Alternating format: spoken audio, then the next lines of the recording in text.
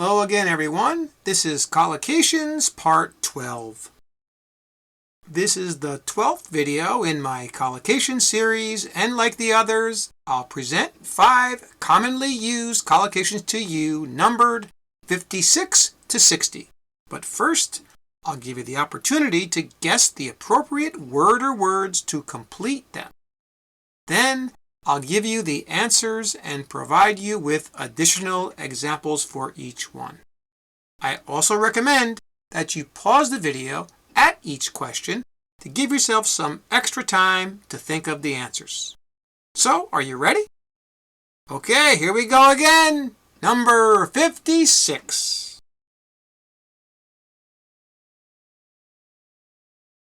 And the answer here is A, mass hysteria. And the example is, when the rock band came on the stage, there was mass hysteria. Okay, mass hysteria is a large amount of excitement, or we could even say extreme excitement, or it could even be anger. All right, in this case, it looks like the band, when the band, maybe it's a very popular rock band, came on the stage, the crowd went crazy. All right, it was a very, very excited crowd that was hysterical. All right, that's what mass hysteria is. Now, was there much or huge hysteria? I guess you could say there was, but those combinations of words are just not used, like the collocation mass hysteria. Here's another example. Mass hysteria spread through the crowd after the election results, which many people thought were very corrupt. All right, in this case, it seems like the people who voted in the election thought that it was corrupt, so there was mass hysteria. They were very excited, maybe in a negative way. All right, it definitely is a negative way here, right? So there was mass hysteria. It means that there was a lot of extreme excitement in a negative way. All right? So we see how it's used both ways, and our collocation is mass hysteria. All right, here's number 57.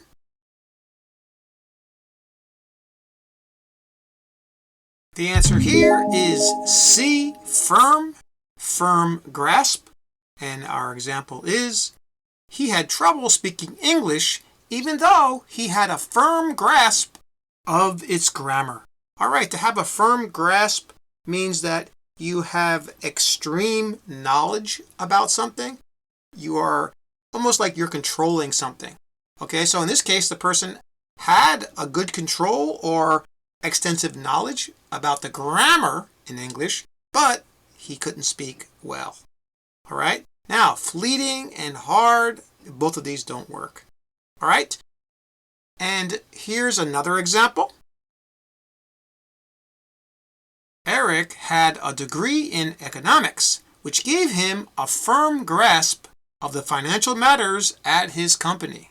All right, in this case, Eric had this firm grasp of financial matters, meaning that he had extensive knowledge about it, okay, or about these matters.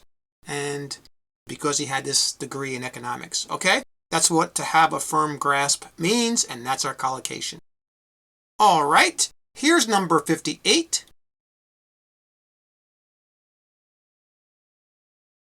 The answer here is B, fully furnished.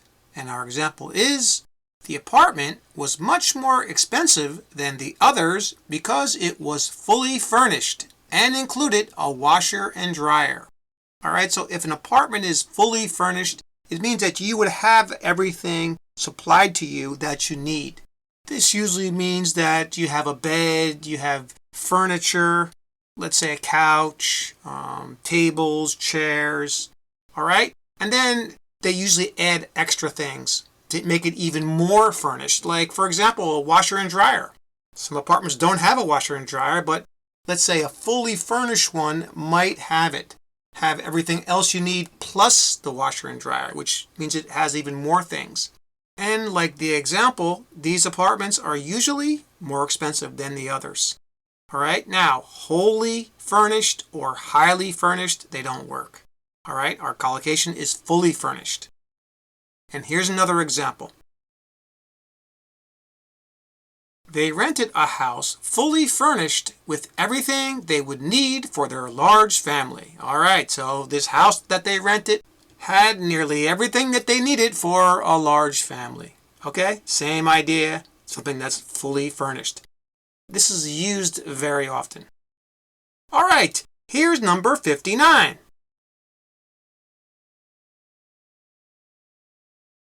And the answer here is B, faint, faint echo. And the example is, I could barely hear the faint echo coming from the back of the cave as we spoke. All right, so a faint echo is something that has very little strength. You can't hear it. It's so soft. All right, that's what faint means, a faint sound. All right, now an astounding echo or a sounding echo, both of these don't work. Okay, but faint echo, used a lot. Here's another example. We climbed to the top of the mountain, and after we yelled into the valley, we could only hear a faint echo coming from the other hills that surrounded it. All right, so they went to the top of the mountain here, and they yelled, and they didn't really hear a loud echo. It was faint.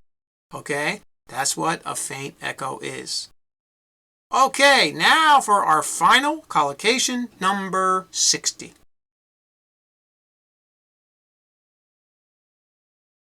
And the answer here is B, elaborately, elaborately decorated. And our example reads, they were very wealthy and lived in a luxurious home, and every room was elaborately decorated in it. Okay, if something is elaborately decorated, it means that it contains a lot of detail, or it contains many details. And usually if some place is elaborately decorated, it's very expensive. Okay, since they were wealthy, that's where they lived. And the other two options here just do not work at all. They're almost opposite of this. Okay, now here's another example.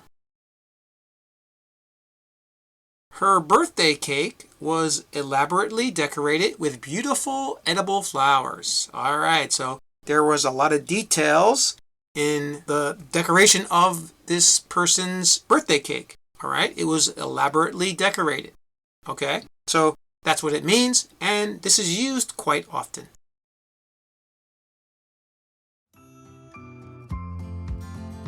That's all for this video.